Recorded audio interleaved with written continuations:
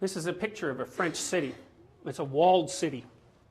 Now, the walls are there to keep the people in, and the walls are there to keep what isn't in the walls out. And so you can think about that as a protective structure. Now, I want to tell you how it is that you still inhabit a walled city, and exactly what that means. So, for example, you think about this room, and I'm going to tell you how it is that this room allows you to see what it is that you see. Now, when you're interacting with a computer, you actually don't interact with the computer. You interact with the keyboard and the screen. If the computer crashes, then you interact with the computer. And you find that, as a general rule, very annoying, because you don't really understand the computer very well, and you don't actually see how complex it is until it stops working. Most of the time when you're interacting with the world, you're doing things with the world. You're interacting with it in a way that produces some consequence that you want. And that means in part that your perceptions are always framed by what you want. And that's actually one of the reasons why the world isn't just made out of objects. The world is made out of things you use and things that get in your way. Now, you're always applying a frame like that to the world in order to simplify it enough so that you can understand it. And you're aided in this process by all sorts of processes you really don't notice. Because when you look at the world, you think, well, there are the objects. But there's 1,000 things going on before you make that judgment. So, we'll look at this room. When you walk in here, the room tells you what to do. The reason it tells you what to do is because all the seats are pointed in the same direction. They're all slanted in a particular way. When you walk in here and there's other people sitting, you can see that all their faces point to the front. People's faces point towards what interests them. The room is set up to make you face the front. The theory behind the room is that the thing that's interesting in the room is happening at the front. It's a theater. What's happening at the front is a drama, right? Because theater is there to promote and undergird drama. A lecture is a dramatic act. The room tells you what to do. So you don't have to think about what to do when you come into a room like this. You can just do it because the room tells you what to do. And then you can think, you can sit in here in relative comfort and listen to this lecture. Why can you sit in here in relative comfort? Well, the people around you have been relatively carefully selected, right? As a consequence of analysis of their 12 years in school, the university has made a determination that they know how to sit down and listen. That hypothetically they're intelligent enough to understand the lecture, and that they're very unlikely to disrupt the proceedings with any unexpected outburst of emotion or motivation. Now, if anybody broke one of those rules, you can be sure that your eyes would move very rapidly away from me and directly towards the person who was causing the trouble, because that would take center stage. Now, this room is actually supported by 1 million invisible processes. So, for example, while you're sitting in here, you don't have to worry about whether it's raining, because there's a roof, and you don't have to worry about whether the roof is going to fall in, because you make the presumption that the people who built the roof are competent. And the electricity works because the utility is run by people who are competent, so it's almost always on. Buildings hardly ever burn down. The electricity hardly ever fluctuates. There's thousands of people out there working as hard as they can diligently to make this environment constant enough so that you can ignore all the thousands of things that you're ignoring, so that you can concentrate well enough to attend to the few things that you are attending to while you're in this room. You're in a walled city. There's multiple walls, and those walls protect you from what's outside the walls. You can think about it this way. This is a Taoist image of reality. Now, people think about this as a metaphysical symbol. But it's not a metaphysical symbol. It's an unbelievably practical symbol. The Taoists believe that the world, the reality, is made up essentially of chaos and order. Chaos is all those things you don't understand. So I would say that chaos is all those things that exist outside of your perceptual preconditions. Order is all the things you do understand and all the places you go where the things that you do produce the results that you intend. And the Taoists would say, everywhere you go is like that. Everywhere you go has things that you understand that are orderly and has things that you don't understand that are chaotic.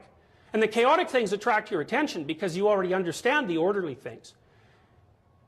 If something unexpected happens, your nervous system automatically reacts to it and orients you towards it. And sometimes that can be catastrophic. So this is an experience that some of you will have in the next 4 years. Undoubtedly, there's a number of you that want to go to medical school. or to graduate school, or to law school, or to business school. And a certain percentage of you will take the admission tests that will determine whether or not you're able to take that path. And a certain percentage of you will score below the 50th percentile on those tests. And that will mean you will not be going to those institutions. And when that happens, first of all, you'll shake and tremble when you open the envelope to find out your results. And second, if you haven't achieved the score that you expected that you achieve, your world will fall apart. And what that'll mean is that you descend from the domain of order into the domain of chaos. And that happens to people all the time. It happens to people when they develop an illness that's serious that they can't control, because then their body stops becoming something they can predict and starts to become something that they can't predict. It happens to people when they're in an intimate relationship and they're betrayed. They assume fidelity and the person tells them that they've had an affair. That's chaos. That means you didn't know who that person was. The future you imagine no longer exists.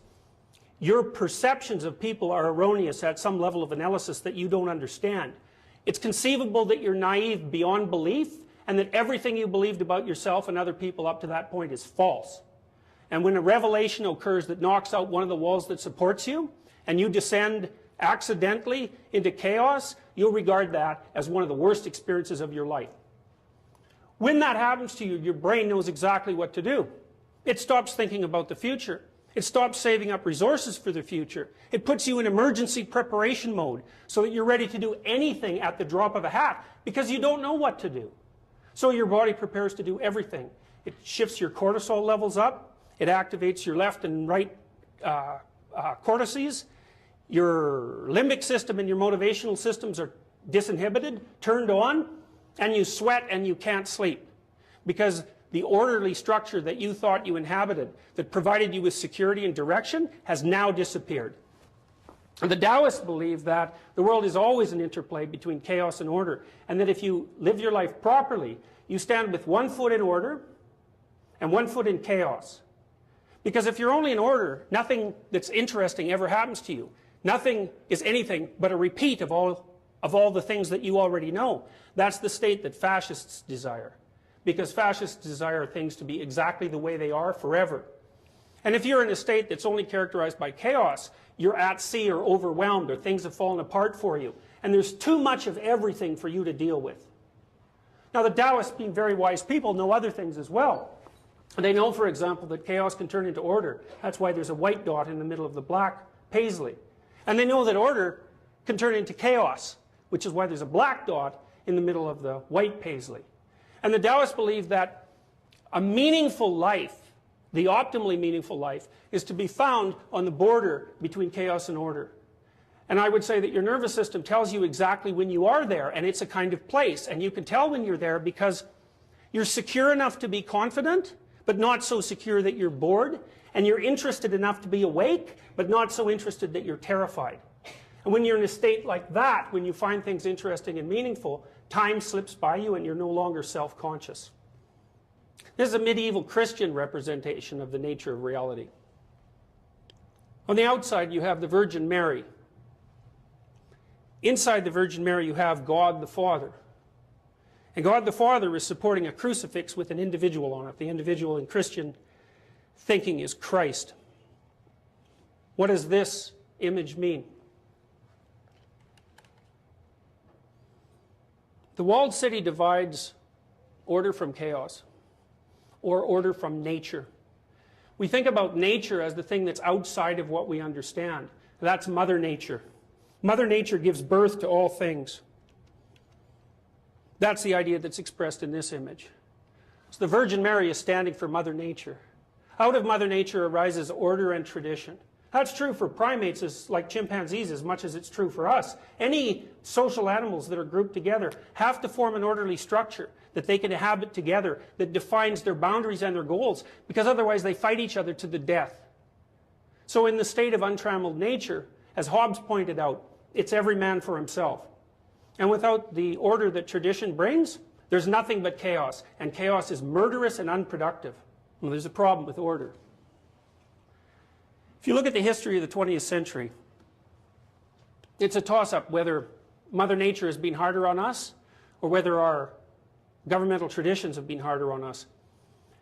You know, of course, that the dictatorship of Hitler killed 6 million Jews, 120 million people in the Second World War. You may not know that the Stalinist dictatorships in the Soviet Union killed an estimated 60 million people in internal repression, not counting those people who died in the Second World War. And the internal repression that characterized Mao's communist China killed 100 million people. And so the problem with tradition is that sometimes it's a wise king, and sometimes it's a king that eats its own sons, which means that although we need tradition to guide us and to structure even the manner in which we perceive the world, our traditions can become archaic and outdated and cruel and inhuman. And as a consequence, they can pose a worse threat to us than chaos itself. Nature, or chaos, is exactly the same dichotomous structure. The figure on the left is a Medusa, or a Gorgon. If you look at a Medusa, as you probably already know, you turn to stone. The reason you turn to stone is because when you look upon nature or chaos without your normal veils, it paralyzes you physiologically. Just like a prey animal like a rabbit is terrified if it sees a wolf. For millions of years, human beings were prey animals. We were probably prey animals for large reptiles, which accounts, for example, for the reason that it appears that primates like us are naturally afraid of predatory reptiles. If you're in the presence of something that violates your assumptions of safety, you'll freeze. You freeze so that the thing that might eat you can't see you. And that's what turns you to stone. That's nature and its terrible aspect. And the terrible aspect of nature can freeze everyone. And you can be sure, and will be seldom taught, that you will encounter that at some point in your life. The primary Buddhist dictum is that life is suffering. And what does that mean? It means that because you're finite and you're surrounded by something that's absolute, in a sense you're in a battle that you can never win. Because there's always more of what it is that you're trying to contend with than there is with you.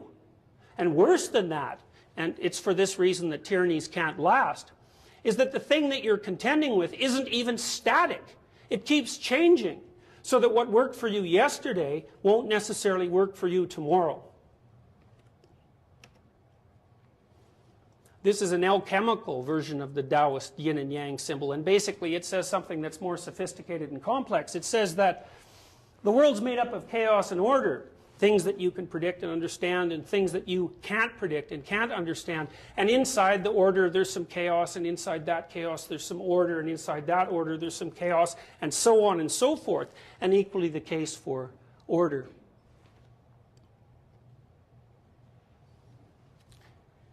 You have Mother Nature, representation of chaos, sometimes positive, sometimes negative. You have a representation of the Great Father, that's security and tyranny, two things you'll always have to contend with.